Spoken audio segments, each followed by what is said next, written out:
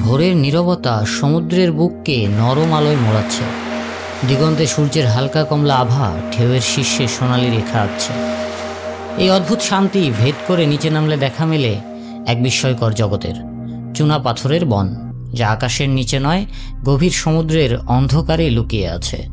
এখানে নেই গাছের পাতা, নেই পাখির ডাক, নেই পাথরের গায়ে শাখা প্রশাখা, তবু আছে স্তম্ভ, আছে ছায়া, আছে কোটি বছরের ইতিহাস। এই বন কেবল পাথর নয়, এটি এক নিঃশব্দ রাজ্য, যেখানে সময় ধীরে ধীরে দাঁড়িয়ে আছে এবং জলজ জীবন চুপচাপ তার নিয়মে টিকে আছে। নিচে নামলে প্রথমে চোখে পড়ে অস্পষ্ট নীল রঙের জগৎ। 5 মিটার 10 মিটার গভীরতায় চোখ ধীরে ধীরে ফোকাস পেতে শুরু করে। অদ্ভুত উঁচু খাড়া স্তম্ভগুলো অসংখ্য সারিতে দাঁড়িয়ে আছে, কিছু সোজা, কিছু বেঁকে গেছে স্রোতের চাপে। তাদের নিচে শেকড়ের মতো গেঁথে আছে চুনাপাথরের স্তর। কিন্তু এগুলো জীবন্ত নয়, এগুলো গঠিত হয়েছে অসংখ্য সামুদ্রিক প্রাণীর খোলস, প্রবাল এবং শৈবালের জমার ফলে কোটি কোটি বছর ধরে। সময়ের ক্ষয়, জোয়ার ভাটা এবং রাসায়নিক প্রক্রিয়ার প্রভাব এগুলোকে খোদাই করেছে এমন স্তম্ভে, খাজে, গুহায়, যা যেন প্রকৃতির নিজের হাতে তৈরি একটি বিশাল ভাস্কর্যের শহর। চুনাপাথরের বন শুধু নিঃসঙ্গ পাথরের জঙ্গল নয়, প্রবালের রঙিন আস্তরণ, নরম শৈবাল এবং স্পঞ্জ প্রতিটি স্তম্ভকে জীবন্ত করে তুলেছে। শৈবালের উপর জন্ম নেয় প্ল্যাঙ্কটন, যা ক্ষুদ্র মাছের আহার। সেই মাছ হয় বড় শিকারীর খাদ্য। প্যারট ফিশের ঝাঁক প্রবালের কোণে আশ্রয় নিয়েছে। ক্লাউন ফিশ খেলছে সমুদ্রের অ্যানিমনের মাছে। হঠাৎ দেখা দেয় ব্যারাকুডা গা ঢাকা দিয়ে সাঁতার কাটে, আর দূরে রিফ হাঙর ধীরে ঘোরাফেরা করছে। প্রতিটি ফাটল, প্রতিটি গুহা এক একটি জীবন্ত শহর, যার বাসিন্দারা নিজেদের নিয়মে টিকে আছে হাজার হাজার বছর ধরে।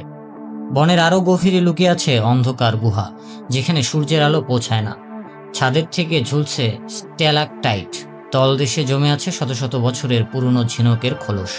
এই গুহাগুলো ভূতাত্ত্বিক নিদর্শন ছাড়া আর কিছু নয়, তবে সেগুলো শুধু সময়ের সাক্ষী নয়, বরং পৃথিবীর জলবায়ুর প্রাচীন ইতিহাসও ধরে রাখে। গুহার পলি ও খনিজে লুকিয়ে আছে অতীতের জলবায়ু পরিবর্তনের চিহ্ন, যা বিজ্ঞানীদের কাছে অমূল্য তথ্য। এই নিঃশব্দ গুহাগুলো যেমন রহস্যময়, তেমনই জীবন ধারণের নিখুঁত বাসস্থান। উপকূলীয় মানুষের কাছে এই বন সবসময় রহস্যময়। প্রজন্মের পর প্রজন্ম ধরে স্থানীয় জেলেরা বলে এসেছে, এখানে বাস করে সমুদ্রের আত্মারা। তারা পথভ্রষ্ট করে দেয় জাহাজকে, কখনো রক্ষা করে যারা সমুদ্রকে সম্মান করে।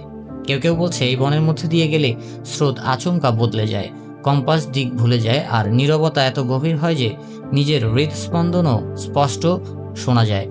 এসব গল্পে কতটুকু কল্পনা, কতটুকু সত্য তা নির্ধারণ করা কঠিন, কিন্তু রহস্যের আবরণ শ্রোতাকে টেনে নেয়। কিন্তু এই বিস্ময়কর বন আজ বিপদে। সমুদ্রের অম্লতা বেড়ে চলেছে, যা চুনাপাথরের মূল উপাদান ক্যালসিয়াম কার্বনেটকে ক্ষয় করে দিচ্ছে। অতিরিক্ত মাছ ধরা, শিল্প বর্জ্য, প্লাস্টিক দূষণ এবং জলবায়ু পরিবর্তন প্রবালকে শ্বাসরুদ্ধ করছে।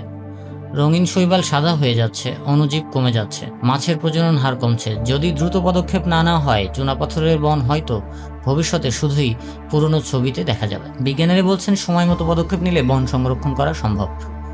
গভীর সমুদ্রের আধারে এই বন এখনো দাঁড়িয়ে আছে, নিঃশব্দ, স্থির, অথচ জীবন্ত।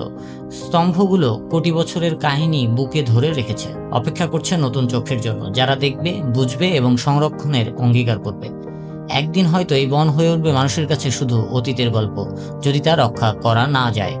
সমুদ্রের ঢেউয়ের নীরব গর্জন, স্তম্ভের স্থিরতা, রঙিন মাছের নাচ, সব মিলিয়ে এটি এক জীবন্ত ক্যানভাস, যা নিঃশব্দে বলছে, আমি এখানে আছি সর্বদা, যদি তুমি আমাকে দেখো।